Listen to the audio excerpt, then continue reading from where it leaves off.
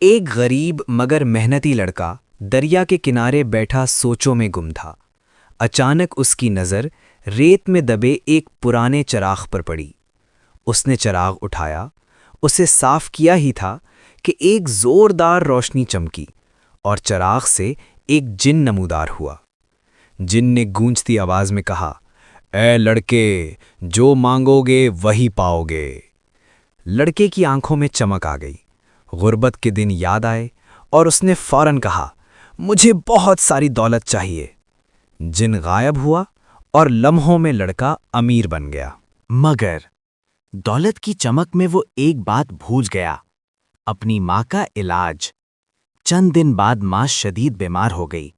Doctor, دوائیں، سونا، سب کچھ تھا، مگر سکون نہیں تھا۔ اسی لمحے لڑکے کو احساس ہوا، میں نے سب کچھ مانگا مگر ماں کی صحت نہیں۔ وہ روتا ہوا چراغ کے پاس آیا، چراغ رگڑا، جن پھر نمودار ہوا۔ لڑکے نے کانپتی آواز میں کہا، مجھے دولت نہیں چاہیے، بس میری ماں کو صحت دے دو۔ جن نے مسکرا کر ہاتھ اٹھایا اور لمحوں میں ماں ٹھیک ہو گئی۔